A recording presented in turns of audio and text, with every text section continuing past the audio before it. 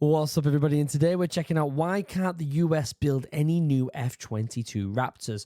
I didn't know anything about this until one of my recent videos where someone said to me that they've only got like 180 something F-22 Raptors out and they're not doing any more. And that blew my mind because it's such a good aircraft. So I wanted to do a bit of research, and if I was going to do the research, I might as well do it with you guys and watch a video on why that is the case. This is by US Military News. There will be a link in the description, as always, to check out the original video if you want to go and do that. Please go over to their channel, give it a like, subscribe, and all that good stuff. I'm intrigued to see what the deal is with this. I really am, because all signs point to this being one of the best aircraft out there. So it just makes no sense to me. So I'm very intrigued. Don't forget to like, comment, subscribe. Helps with that mysterious YouTube algorithm. Other than that, let's shut up. Let's pull this up and let's learn what the hell's going on with this aircraft. Such a cool looking aircraft. Just makes no sense to me why they're not making any more of them. Why America simply can't build any more F-22 Raptors. Such a cool looking plane. In the late 1990s, the United States was at a post-Cold War apex as an aviation juggernaut. Not only did it have the largest fleet of combat aircraft in the world, it was also producing the only fifth-generation fighter in existence, the F-22 Raptor. By 2009, the U.S. government had turned against the fighter, and only 187 were produced. It makes no sense. What happened to the F-22 program, and why? Did they just prefer the F-35 over it? Is that what it is, that they prefer the F-35? Because that makes no sense either, does it really? There's little doubt the F-22 Raptor is the greatest air superiority fighter of its time. The problem was that the fighter's development went on for so long that its primary adversary, the Soviet Air Force, went out of business. Oh. The F-22 also collided with current events as the economic demands of wars in Iraq and Afghanistan and the lack of a peer adversary made a $300 million fighter plane, in the view of government officials at the time, an unsustainable cost. Interesting. An economic recession, nearly a depression, that began in 2008 and only ended in 2010 was... And it's started again now. Let's be honest, we're not doing very well economically, both in the US and the UK right now, are we? Clearly another reason. Very interesting. The Raptor rises and falls. The F-22 Raptor story begins in the early 1980s. Eager to maintain America's edge in air superiority fighters, the U.S. Air Force began looking for a replacement for the F-15C Eagle. Great aircraft. In 1990, a fly-off between the Northrop YF-23 and the Lockheed Martin YF-22 resulted in the service choosing the YF-22. Whoa, look at them two aircraft. That's so cool. Look at the YF-23. It's got like all of a sudden, like kind of like a double rounded edge here. Very bizarre. Later renamed the F-22 Raptor as a future cornerstone of American air power. I apologize if I still sound like crap, guys. My throat is still Early a little on, off. the U.S. Air Force believed that 750 of the new fighters would cost approximately $26.2 billion at $35 million per plane. Damn. By 1990, with the Cold War virtually over, the George H.W. Bush administration trimmed the buy to 648 aircraft. By 1997, that number dropped again to 339, and by 2003, the number had been trimmed again to 277. Sheesh. In 2009, that number was cut again to 187, plus 8 testing and development aircraft, and the production line was terminated. That's mental, isn't it? So it was all because no one else is anywhere close to where the US is. So what's the point? Isn't that crazy? They're so good at creating aircraft that they're just like, well, why do we need to innovate when we're dominating the sky? We just don't need to. Its path to deployment was a long one, too. The Advanced Tactical Fighter Project, which begat the F-22 Raptor, began in 1981. Wow. The Raptor's first flight was in 1990, and the aircraft achieved initial operating capability in 2005. By comparison, the F-15 Eagle went from design selection to first flight in 7 years, from 1965 to 1972, and achieved initial operating capability in 1976. Yeah, so the turnaround's much quicker, and it just took a long time for the F-22, unfortunately. In other words, the F-22 took more than twice as long to develop as the F-15. Yeah. During that time, the Soviet Union went from competing superpower to the dust heap, dissolving in 1991. The mighty Soviet Air Force was broken up among the surviving republics, and fighter development in the newly formed countries was restricted to upgraded existing designs, such as the MiG-29 and the Su-30. Makes me wonder if China and Russia will have anything close to something like the F-22 anytime soon. Like, it's going to be at least another 10 years, surely, before we see something that's genuinely close to the F-22 from another country. Like, it's going to be at least another 10 years. Let me know what you think in the comments. Few in number and flown by pilots with minimal flight hours during the lean economic years of the 1990s, they presented no compelling reason to rush the F-22. Yeah. The F-22 also gained an air-to-ground capability during this time, extending its usefulness. The F-22 was also a victim of the wars in Iraq and Afghanistan. The immense cost of supporting two low-intensity conflict wars simultaneously made expenses for fighting a peer competitor who didn't actually exist at the time difficult to justify. The F-22, which was not deployed to Iraq or Afghanistan, was frequently depicted as in a budget battle against weapon systems vital for the wars the United States was actually fighting. Yeah, there literally just wasn't a case for it. That's crazy. It's almost as if there's more of a case for it now than ever. With Russia being weird, there was an announcement yesterday. So I'm recording this on Thursday, so yesterday from when you're seeing it.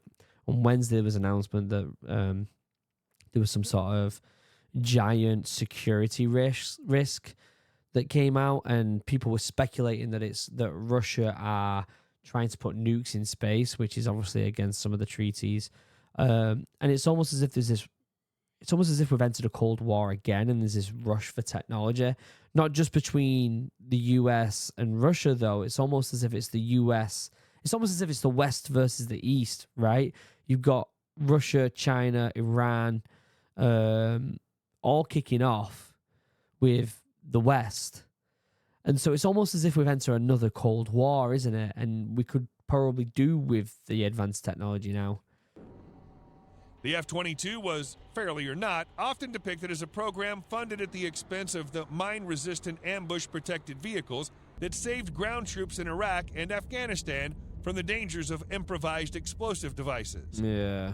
The lengthy development period also put the F-22 in indirect competition with the F-35 Joint Strike Fighter. Yeah. Although different aircraft designed for different roles, the F-35 was a cheaper aircraft with similar, and in some cases... I didn't know the F-35 is a cheaper aircraft, considering how big the electronics are with it. Did not know that. ...greater capabilities than the F-22.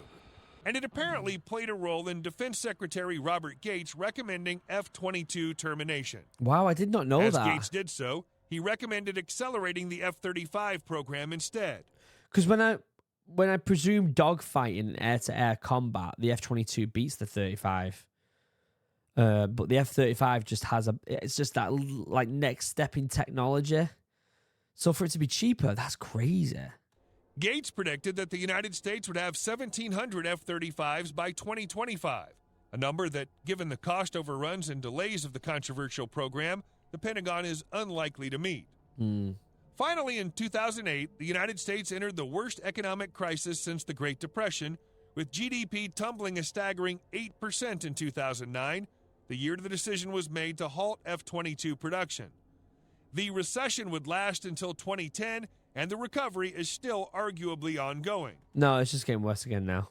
It's just getting worse again. It's terrible. It's worse than it's ever been right now. This added to pressures to concentrate on immediate threats and put off investments in big power warfare. Yeah, something it makes that sense. in 2009 seemed a far-off prospect. So what's next then? Well, I'm doing a video on that this afternoon, actually, if you want to watch that. Did America make a giant mistake? No.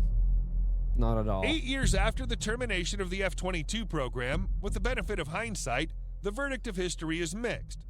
On one hand, termination cleared the way for other, more immediately pressing tactical programs to be funded.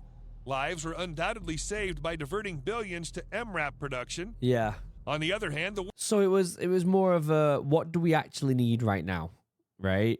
When it comes to saving lives, where they were fighting an enemy that didn't have anything in the air. Nothing. But what they did have is a lot of IEDs, and they were the things that were killing people. So it makes sense that that money got redirected. It just makes complete sense, in my opinion. And rightly so. The world has changed once again in the intervening years, and the Chinese and Russian air forces are both in the midst of their own extensive modernization efforts, just as both countries grow more aggressive on the world stage. There are now 3 fifth-generation aircraft, the Chinese J-20 and FC-31, and I haven't done anything on the FC-31 yet. That's very interesting. The J-20 is, I think, the one that we did, and it doesn't look that good, to be honest with you. the Russian-Indian T-50 in development set to challenge U.S. air power. None of these aircraft existed in 2009 when Secretary Gates canceled the F-22. Yeah. Critics of termination charged the Department of Defense made a tactical choice at the expense of a weapon that could deter adversaries from starting big power wars. Okay, well, let's say that China, Russia make an airplane make a jet that's fucking unreal, right? That's upwards of the F-35, the F-22. The turnaround for the US to make something that catches up or exceeds it is no time at all. Like, it really, like, firstly, they've got to get up to the F-35 and the F-22, which they're not going to anytime soon, right? These planes that they're throwing out there, they're all talk, in my opinion. Nothing's ever close to the F-22, nor the F-35. So if they did pull out something like that, it wouldn't be for quite a few years. And then by then, the US is probably already testing prototypes right now. They've probably got the planes in the air right now that are way more advanced than the 35 and the 22. They've probably already got them. It's just a case of tweaking some little bits, waiting for that contract, how many the US government want, and then boom, they're in the air. Guarantee it. Making much more devastating wars more likely. The F-22 Raptor was done in by a number of factors, but perhaps the underlying reason was the program dragged on for so long, it was exposed to greater risk of being undercut by current events. The Littoral combat ship, which 10 years after development began is still equipped with just one 57mm cannon, is headed in the same direction. The F-22 wasn't the first wonder weapon to face an early end, and it certainly won't be the last. Yeah, it makes sense. Strange, because it seems to be the best aircraft that's ever been made. Technically, right? Considering it's the newest and it's an absolute beast. I mean, would you consider this the better than the F-35? You would, wouldn't you? Because of pure power. The F-35 technologically is better. It's more new and advanced. But the F-22 is just an absolute beast. Another great video, as always, by US Military News. I'm doing a video this afternoon, which is the next American fighter jet by Found and Explained. Make sure you tune into that 4 p.m. British Standard Time. That was a good video. Learned quite a bit, and I really enjoyed it. There'll be the link to the original video in the description down below. Make sure you go and check that out if you want to, without me waffling over the top of it, if you want to watch some more of their videos. Just another thing to point out, that video was also 2 years old. So by now, we're probably going to start seeing more newer things. Other than that, don't forget to like, comment, subscribe. Helps with the mysterious YouTube algorithm. And let me know if you got any recommendations in the comment section down below. And that's it. I'm hoping to do a live stream soon. So keep an eye out on that. Turn on the little notification bell and you'll know when I'm going live. Until next time, I love you all. Have a wonderful day. Goodbye.